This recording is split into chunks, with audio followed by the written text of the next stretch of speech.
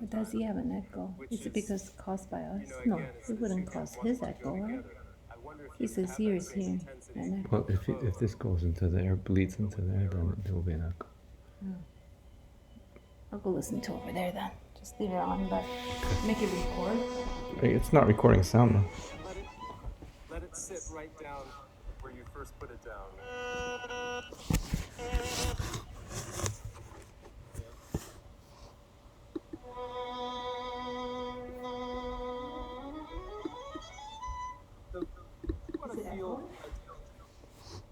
So the finger maybe it's because we both have two devices in the same household. Basically flattens out so that the fleshy part of the finger, widens as you fully stop down the string, and basically the finger is pulling back toward you. What I think is happening sometimes as you add, and this is because this is a full-blooded romantic sound and all that. I'll watch it later. I think that the finger over there, doesn't not quite here. fully flatten and pull back toward you, and that the vibrato motion it's fun. just keeps it wasn't nudging things toward you. No. So I think if you had that feeling that the finger was flattening and pulling back toward you, that you could pivot right around that pitch then.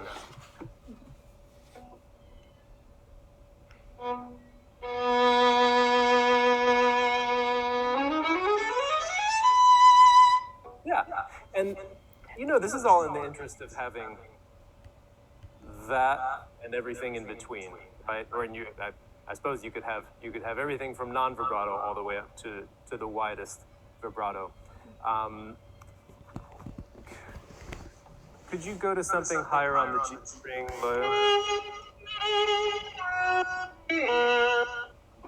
something similar. Maybe it's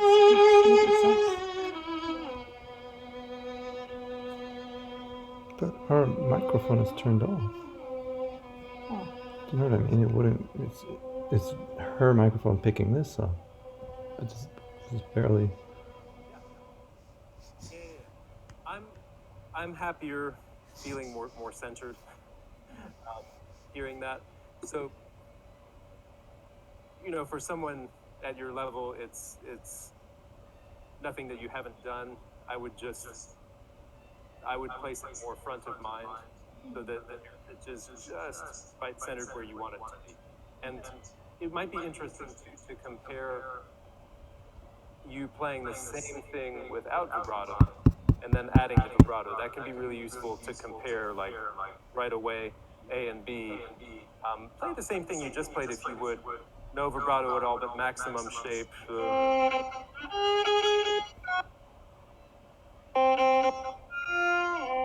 But no vibrato, where those pitches lie.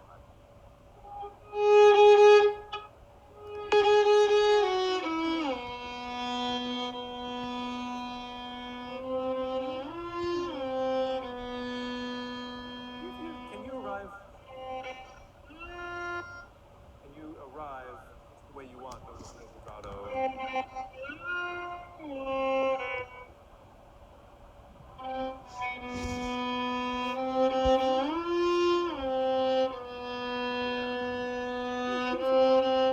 I just want to challenge you to, you can play the piece. Not so many things I can say about that, but I would love to challenge you to arrive just where you want. I feel like it's getting there, but then you've got to nudge it a bit more at the end. And again, same deal. When you arrive, that flattens. Do you know what he's trying to say, huh? I think he feels like her vibrato goes up and up in pitch. He wants her to stay in pitch. Would you add back the vibrato as a decoration to all of that?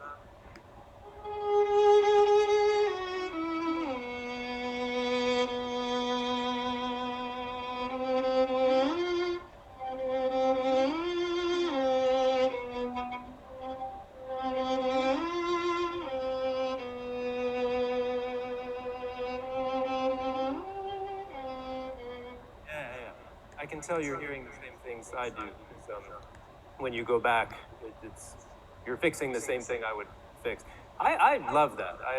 For me, it is a little bit less sound, and now, we're comparing, video is taken with this microphone and that thing, so it can be hard to compare sounds. But for me, this is much more charming, and the intensity is in proportion. A place like this, this is not pedal to the metal right here. And speaking of that, like,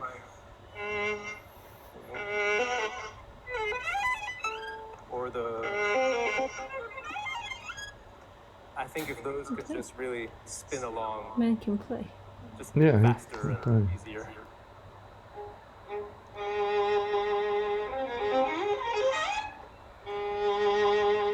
Yeah, that's what I was telling you. Yeah. Don't slow down. I think the Oh, I bow was might talking about be the other part. a little bit. The Not this left hand part. is fast. I think the bow is a little bit behind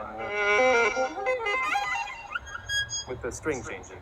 Not as Bow's a smooth as little it could be. behind.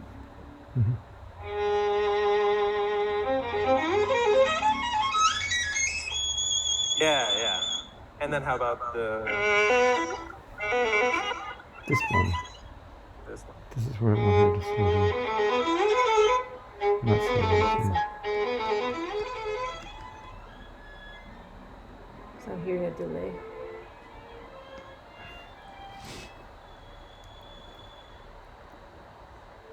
To sound totally even.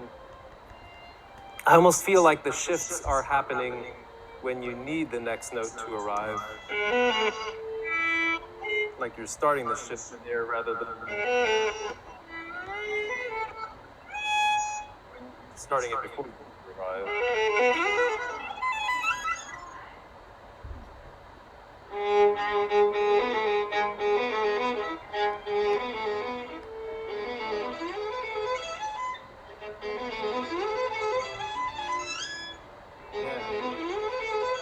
What did he say? Something about the timing. The shift. Yeah. Great. Moving to the She's up on this. it's just been too long since I looked at the music, and I forget the markings. My impression on hearing you play that section was that more of it was like 100% into the string than I would prefer to hear it. I would love more variety in the stroke, a little bit more contour. And it may not be marked that way. It may just be marked all forte or fortissimo. What does it look like?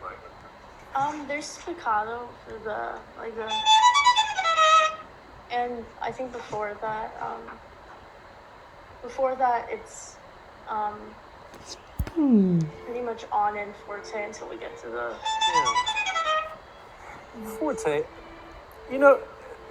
but not fortissimo. I think you might take that as license to. Again, you're not competing with a whole lot. I don't know. Whether you're playing this with Well, piano or orchestra.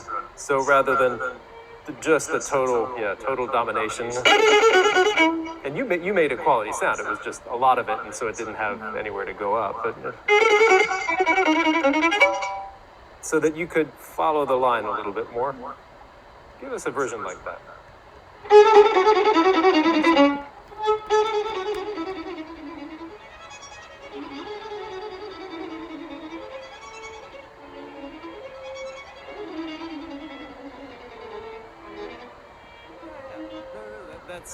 That's exactly what I mean. And then what have you got? Then it's true spiccato, right where you. Then I think you can make that a little bit lighter, at least to begin.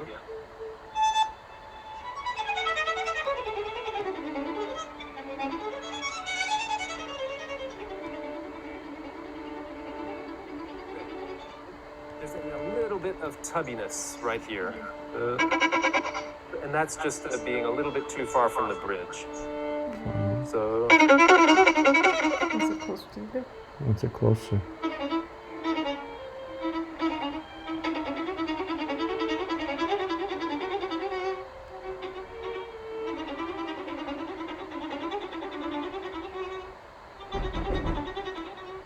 The other thing you could Such do a for that is So someone's knocking. She's I think you've crazy. got the right contact point one of now. them, like, It's possible the stroke is just a little bit too vertical, too V-shaped. You could broaden it for the G string in a way that you wouldn't have to on the E. But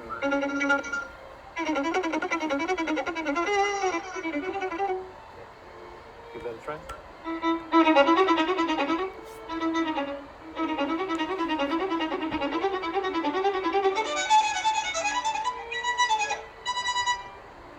Yeah, just that thicker string demands a little bit more attention. Good. How are we for our plan on time?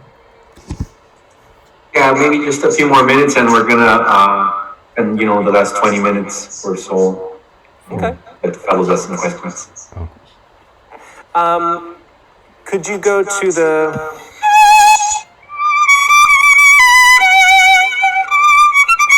that beginning of that section, I guess?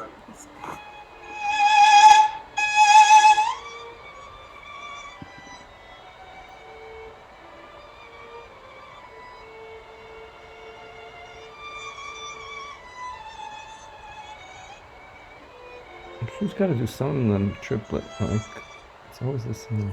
D, da, da, da. The idea of proportion. I'm hearing two very important notes in each of these little phraselets. They're both, You know what it is? and I wish Her one of speaker's them was going more into that important than the microphone. other. And I'm not sure there's a definitive answer, She but should wear earphones. show us one choice.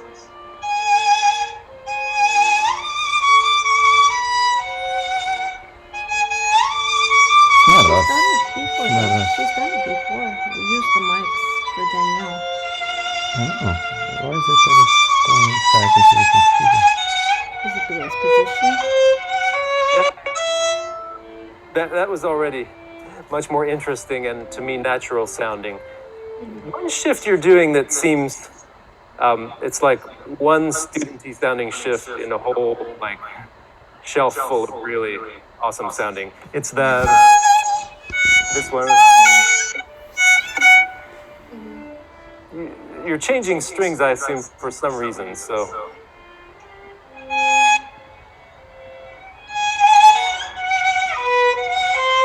Yeah, I mean, what's causing it, right, is taking that finger out of the string before the bow is done. That's worse than it actually sounds. But I think if you're going to change strings, then don't let me hear the transportation. Just let me hear two sounds. So the bow has to be something different, right? But the shift happens in between. Or you can decide, hey, an expressive slide is part of this.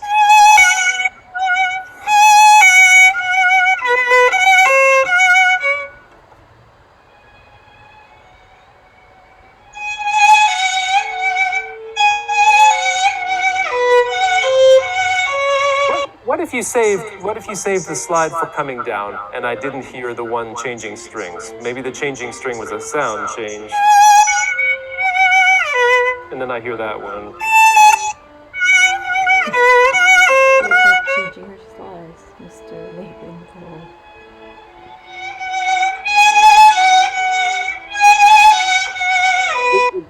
Didn't that used to be on an up bow?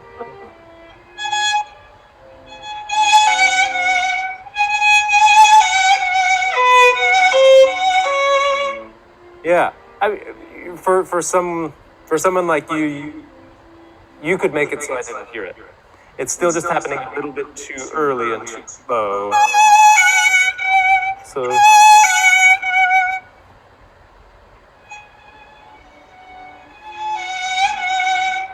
You're helping them.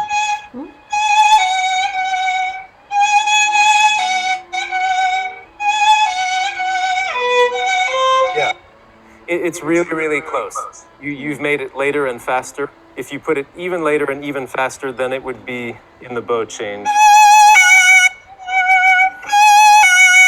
And I wouldn't hear any. That's the very exaggerated version of what I hear.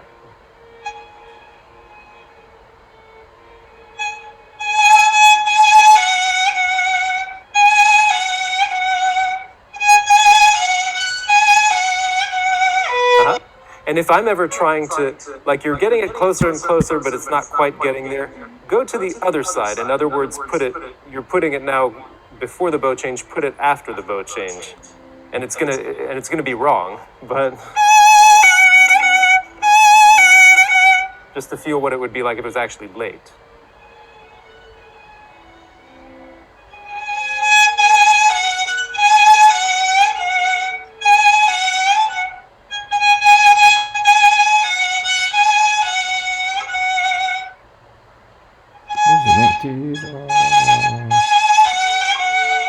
So it would actually, the up bow, you'd still be playing the first finger.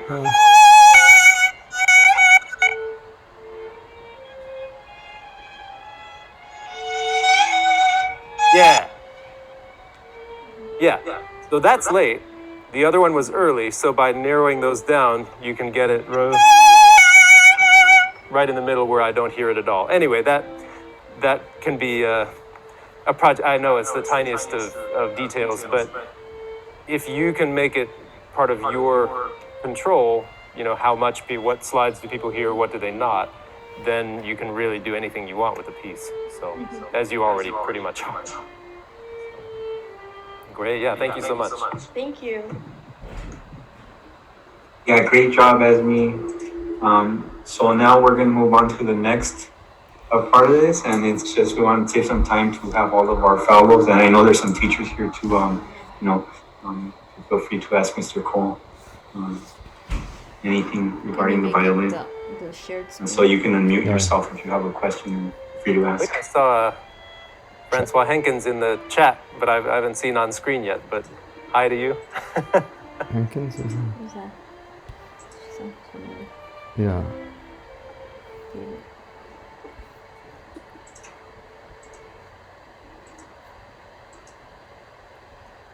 Come on, somebody speak up. Miguel, you're going to be in charge of collecting questions, right? Oh, we'll just let them unmute themselves and ask. Okay, yeah. This is rude. They should show themselves.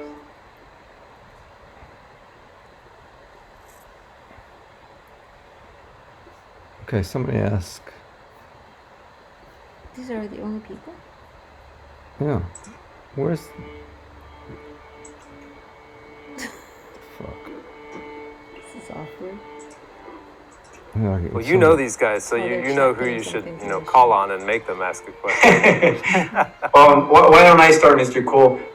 Would you tell us a bit about the instrument that you use? Sure. I know it's they'll find that. Yeah. So this, when I moved to LA to take the job at the LA Phil, What are you doing? This fellow is supposed to surprisingly they said, "Oh yeah, well by the way, we have these instruments you can play." I'm like, "Oh, okay, great." And it was like a fairy tale kind of thing. I got off the plane, and they said, "Okay, well, we have 3 Stradivari, but unfortunately, someone's playing one of them, so you can only choose between the other 2." I'm like, okay, great. So I got to go into the hall and play, and so this is a Stradivari from 1729, which is very late. Which probably means that his sons did. I mean, it was a family workshop, but this was so late, and he was so old that his sons probably did more of it than they would have in some earlier years, most likely. But the name of this violin is the Benny, or the Jack Benny, because it was owned by, I don't know if some or any of you have seen clips of Jack Benny on YouTube, but for a time he was, Let's eat it. you might have called him the most famous entertainer, if not the world, definitely in the US, a period in the 40s, 50s, and early 60s. He was a comedian and a very fine amateur violinist, and in a way, he had a very early reality show. It was almost, in fact, it was kind of like a podcast. It was called the Jack Benny Program, and it was a radio program. And his character was basically a version of himself, and he would have his friends on there, and he would tell jokes. I mean, it is kind of dated, but at the same time, it was a show about him. and then they gave him a TV show, and that was more scripted. Like there were episodes, and things would happen to him in each episode. But he played a version of himself, and part of that was that he loved playing the violin, and so the joke was that he played really, really badly. But because he was actually pretty good, he could make that funny. So you can look up clips of, he would get very famous people to come and play with him on the show. He played with Heifetz, he played with everybody. And he would always joke about his Stradivarius, but it turns out that it was the Stradivarius that he had. So when he died, he gave the instrument to the LA Phil, and it's a very fine instrument. I feel lucky to play it, and whenever I play badly, I feel like that's Jack Benny sort of laughing at me, like he put the bad playing in here, and I have to suffer. But yeah, look him up on YouTube if you haven't. Oh my god. That makes sense. Yeah, it's something that's like to figure out. I'm not hearing anything, but it looks Yeah, like... no, we can't hear you.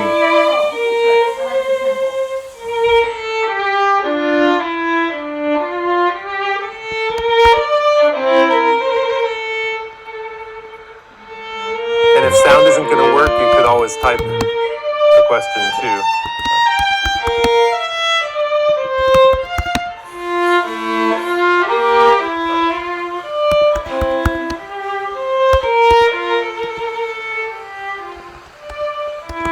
For that matter, I don't know why my sound stopped working either. I had to leave and come back.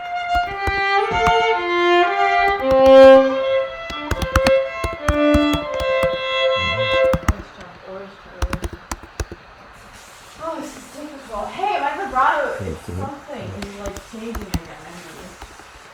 My vibrato is changing again. Oh, so the question is if I have a favorite piece to perform. Man, it would be great now to perform anything for anybody.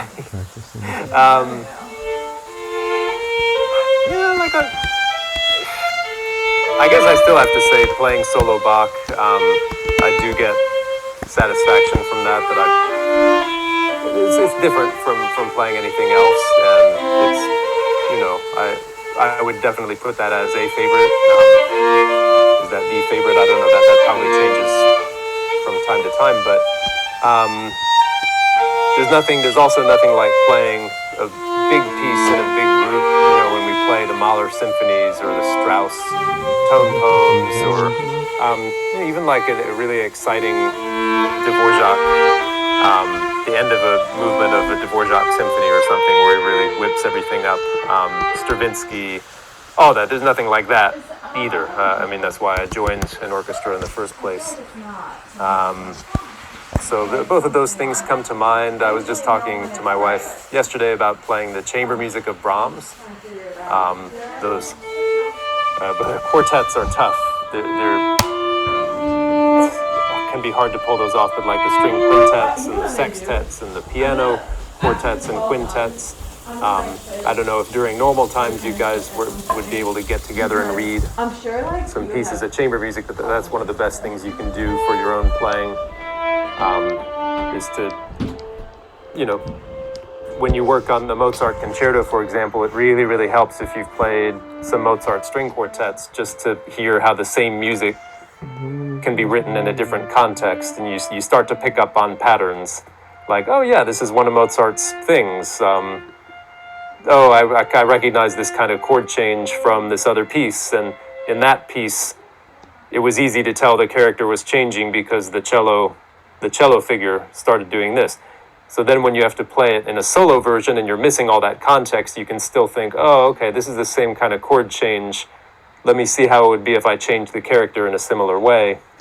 So there's a bit of a tangent about playing other pieces by the composers that you're working on, but yeah. So those are some of my favorites to perform myself. And I see a couple more questions. Thank you. Yeah. I see two more folks with questions in the chat. One was how you can find the shifting video that I mentioned with the beginning of the Mstrclss. If you go on YouTube, it's just called Never Miss a Violin Shift. And you'll see me in front of a fake golf course, just like I'm in front of a fake whatever this is now. So yeah, that's easy. What advice for high school seniors who are auditioning at colleges this year? What separates the good and excellent violinists? One thing you should know too about auditioning for schools is that generally, and I guess it's can be different for every group of faculty that are listening to auditions, but auditioning for schools is different from playing a competition. It's different from taking a professional audition for an orchestra. Those things are about like, sort of like, what have you done for me lately? What are you doing right now on the stage? We got to give the prize to someone. We're going to give it to person X. Or in the case of an orchestra audition, this is someone that's going to start playing in the group next week, so they've got to be ready. Auditioning for schools is about showing your potential, and that is going to be a subjective thing, right? But good faculty, good teachers, part of what makes them good teachers is the fact that they've heard so many people on the developmental curve before. So they can spend a few minutes watching someone, listening to someone at a certain point on the curve, and they can get a good feeling like, if I had a couple years with this person, that curve's going to go like that.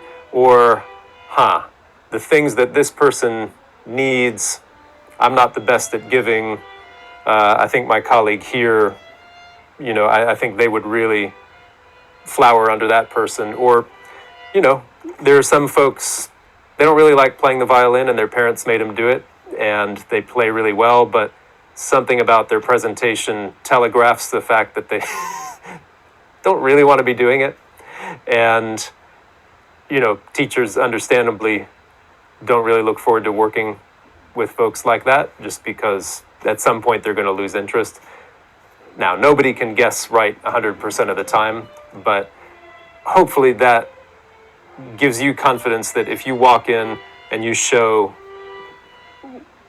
what you're about and the kind of work that you've been doing and why you love to play the instrument, that other people, it's real people listening to you, and that they'll recognize that, and that you'll end up in the best place for you to take the next steps that you need to take. All of that maybe is a long preamble. The things I tend to hear at a place like Colburn, place like Curtis or whatever, it tends to be people that have played very advanced repertoire for a number of years, so that they've had chances to perform that difficult repertoire and live with it for a while. But that doesn't mean that all those folks are going to be the ones playing the best when they're 22 or 25, right? Because there can be people who are 17, 18, they haven't played so many of the huge concertos yet, but they do that during school, and they're kind of playing catch up with repertoire. But in those schools like Colburn and Curtis, they tend to be folks that have already been doing that for a number of years when they come in. So that's one of the differences. But man, I've been wrong so many times when I look at someone, especially at the age that some of you guys are. I turn around and 4 years later, I'm like, wait, weren't you the one that I heard? It's like, wow, what did you do these last 4 years? It's a good thing you didn't work with me, because I would have, like, whoever you worked with, like, that was awesome what you've done these last few years. So, yeah.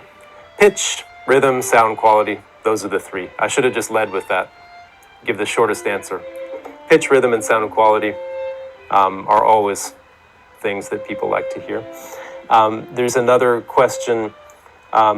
Should you approach a new piece by practicing the technique first and then the musical aspect of it, or both? I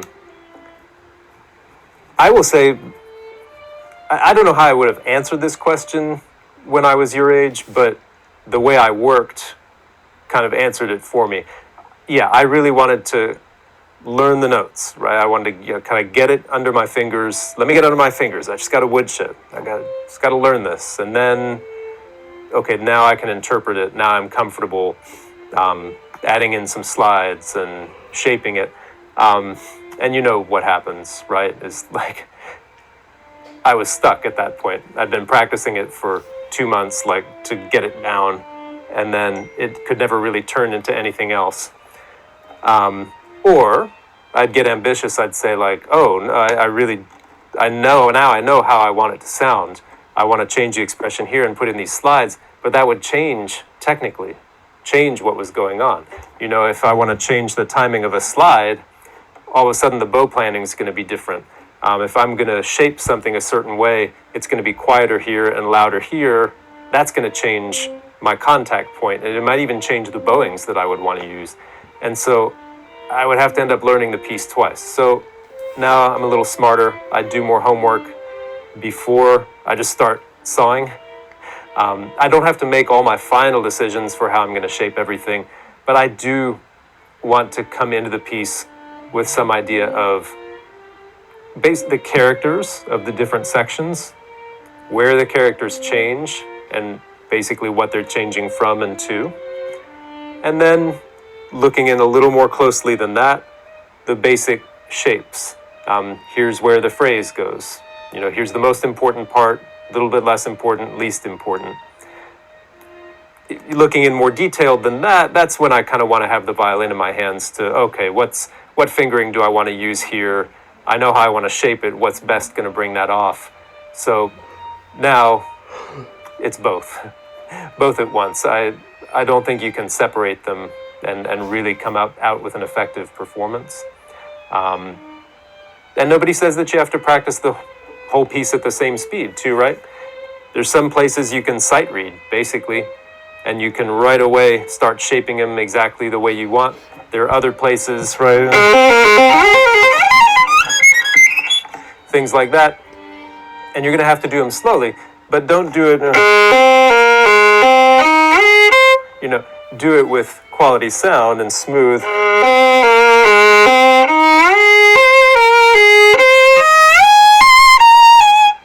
So that the fast version of that is really what you're going to end up with. So that's really a fundamental question, a great question. I see now, because I'm taking questions from this chat, I'm probably jumping on anyone who wants to call one out, but there weren't too many of those before, so I'm happy to just keep taking ones from the chat if that works. There's one here, advice on how to keep the left-hand fingers relaxed during fast passages. And then there's a follow-up question. So for that one first, the basic thing to work on is that separation of the two hands. Usually, the reason that the left hand gets really tense during fast passages is because the bow is doing something with intensity. The bow is either fast or loud, usually. I mean, you can have very quiet, slurred, fast passages, and those probably are very successful. But now I didn't notice this with our victim who played the Mstrclss, but this would be a classic place where the left hand might get really tired. The bow's going like that, so the left hand wants to go like that. So you figure out a way to separate them. Maybe you practice it loud but slurred. And is the left hand any freer there? Let me practice the piano and see. Okay, the left hand is really free there.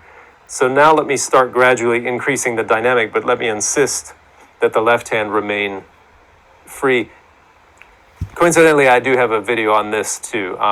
If you go on YouTube and look for how to find your MVP, it's minimum violin pressure, there's an exercise you can go through.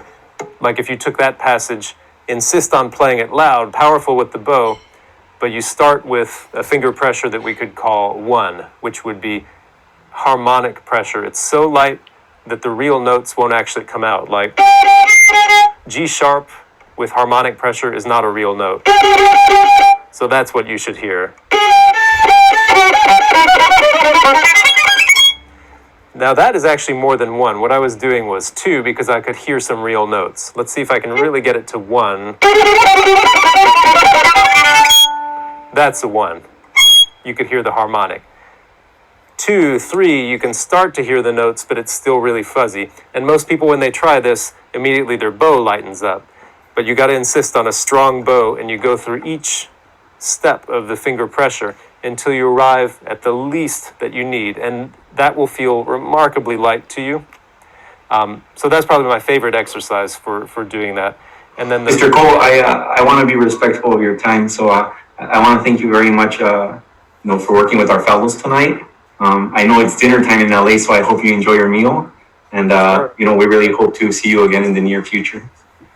Great. Okay. Well, it was so fun spending this time with you. It's great playing for those who played, and Oh my really God. great questions and attention and everything. So Cut him off. Why good don't luck you? during this strange time, but it sounds like you guys are really doing great work. So thank you for having me.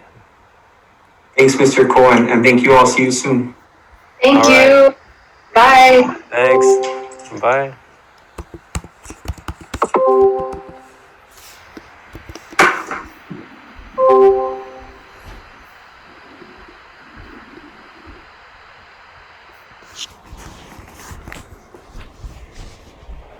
Oh God, Miguel is like right in the middle. He was answering your question, and then he's talking, and then he says, I'm sorry, Mr. Cole. I want to be respectful of your time. So, thank you so much for. Miguel is here. He's not very. He's very young. He looks like he's 21 or something. Mr. Miguel Aguirre. What did you ask him?